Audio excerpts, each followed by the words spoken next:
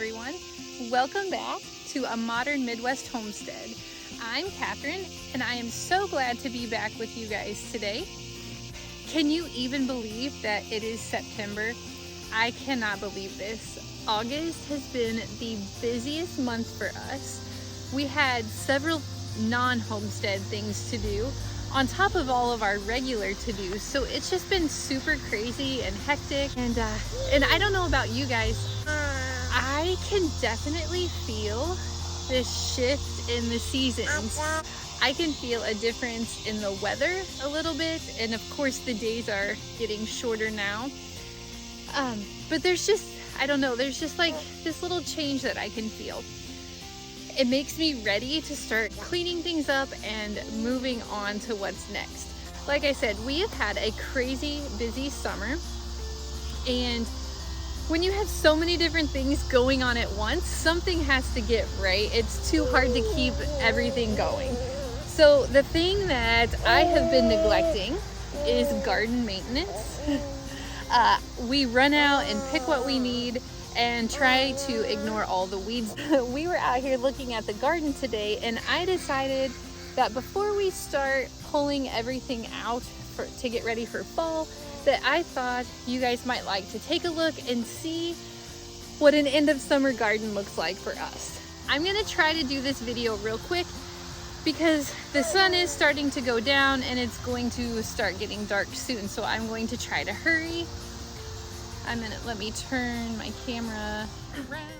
There's something about an end of summer garden. It's wild, it's chaotic, it's completely out of control, but it's still producing food for us. So the beauty is still there, it's just a little bit hidden. So right off the bat, you can see I need to weed eat really badly. Weed eating and watering is something that has definitely gone by the wayside. So you can see this bed here. This was the second and third planting of green beans that we did. They look awful. I'm pretty sure that the grasshoppers have about decimated these green beans. I have not been picking these beans. There's still beans on, but I have been ignoring them.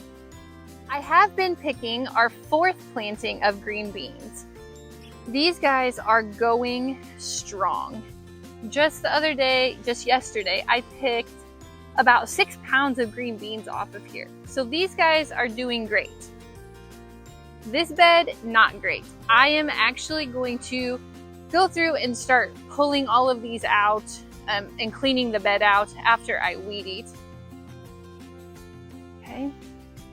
Our lima beans, if you guys remember our bean tunnel, our lima beans are so completely out of control. They are amazing. I have to duck to go into the tunnel. See, the kids like to pull this chair in here and sit in the shade. But you can see on the inside here, a lot of leaves are starting to die. Some of the bean pods are starting to dry. That's no big deal. We're gonna seed save anyway. So these are just gonna dry for us right here. These were the first cucumbers that I planted. And when they were done, I went through and snipped the stems off at the bottom to kill them because they're easier to pull down when they're dead. But it does look like I missed clipping one. Okay, the cucumbers on the other side, they did okay, not fantastic. I have not been picking these. I need to come out and pick cucumbers because they are way too big. Now, this plant right here was watermelon, and we had 2 watermelons about the size of a baseball, and our 2-year-old picked them. But it looks like right here we have 1 watermelon on. So I'm excited just to see the one. Oh, the asparagus bed. Oh my gosh, I'll have to put a picture up of what our asparagus bed looked like before we cleaned it out. This is one bed that I did go ahead and clean because I literally could not get to our hydrant to turn it on anymore. So we cleaned it out, and I was shocked our asparagus started growing again. I have never harvested asparagus past spring, so I don't know. Do you guys harvest asparagus through the summer into the fall. If you do, please, I would love to know what you guys do, because if you look here, right there, that looks like I could harvest it. We've just been letting it grow. I wasn't really sure what to do. Okay. Our peppers. These are jalapenos. And these are the Anaheims. The jalapenos and Anaheims have done really awesome. They have put on so many peppers for us. It's been great. Our bell peppers have not done as well. They seem to have blossom end rot or something like that. And we haven't got as many as we would have liked, but we did get several to use. And all of our peppers are still putting on, so they're doing good. Okay, so down here, there's more peppers. There's some of the Anaheims. Let's see. Okay, see, here's one of our bell peppers that has that weird spot on it. I guess it's not blossom end rot because it's not on the blossom end. I'm not really sure. But see, there's some more coming on. Okay, we won't even talk about this disaster. It's just an asparagus bed, but holy cow, do I need to pull weeds. And look, I need to weed eat so bad. I almost don't even want to walk through here. I normally try to keep it weed eated really nicely, so it's not so crazy to walk through. Okay, our tomatoes. Our blue beeches are done. These tomato plants here that you see, they quit putting on fruit, so I clipped the tops to force them to ripen what was already on. And then I went through and I clipped the bottom to kill the plant. And so we're done with those, they just need pulled out.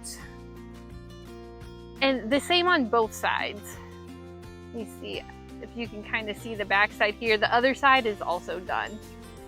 I did start some Brussels sprouts from seed. We're gonna pull the tomatoes and put those in. Hopefully it's not too late for the Brussels sprouts. Okay, our brandywines, they did okay. There's still a few tomatoes on here, but they're not fantastic. We will probably leave these just to see what they do, but really they're done.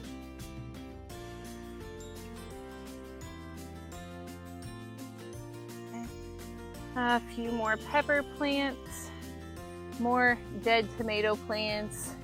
Those definitely need pulled. Okay, let's go around this way. Okay, so this is one row of celebrity tomato plants that we've left. And there's definitely some on, they're small. And I've heard that the reason they're small is because the plant is stressed, so they don't put on as big of fruit. But there's definitely still usable tomatoes on here. We're gonna let these guys hang out and ripen. Now, I will say that my marigolds are absolutely beautiful. That is probably the biggest success of the garden right now. It's the one part that doesn't look too horrible. They've just really kind of taken over. Our kids love to come out and pick flowers for Mom. So they pick all of these blooms, and then the next day I swear there's 10 more. Okay, and then this is the last row of celebrity tomatoes. And these have done better. They had better soil. These beds are deeper, so their roots can go down and get what they need. So these have done better, and we're definitely gonna let these hang out. There's one hiding in there. So I definitely need to come out and pick tomatoes. But these guys, these guys are doing so great. We have been completely blown away by these celebrity tomato plants. They did not struggle with blight. They really didn't struggle with not being watered. You can see they still look pretty healthy. They put on a lot of tomatoes, good sized tomatoes, and they taste really good. So we're really happy with these celebrities. This is the bed that we use for our potatoes. Now, we have struggled keeping these watered. We haven't been getting the rain that we really could use for them. And they are really starting to flop over and turn brown. I think part of that is the water thing, but I also think that they're getting close to harvest. So whenever these guys are ready, we're just gonna have to play that by ear and see when we want to do it. I want to make sure and do it when it's dry. Okay. So like I said, normally I really like to keep the garden weeded and clean so that it's enjoyable to be in here, but things have just gotten away from me. We have been able to put out so much food that I don't even really mind. But now, knowing that fall and winter are on the way, I am ready to start cleaning things up and move on to a fall garden and get stuff ready for fall and winter. And like I said, an end of summer garden is a little bit out of control, but the beauty is still there. It's still producing food for us. We're still going to be able to harvest into the fall. I'm just gonna have to work for a few hours or a few days to get it cleaned back up. I will be weeding the beds, pulling dead plants, burning, I burn the plants. I don't put them in our compost just in case there is a disease or something. So I'll get those piled up to take care of, and it's just gonna take a few days to get things cleaned back up. But our preservation is starting to slow down, so I will once again have time to come out. Homesteading and gardening is not always perfect, and it's not always wrapped up in neat little packages, but it is so worth it. You just have to hang in there through the crazy part, and you will come out the other side. Yes. Thank you so much for joining me in the garden for a quick video tonight. I hope you enjoyed looking around our garden. Make sure that you like, share, and subscribe to the channel so that you can see more videos from the homestead.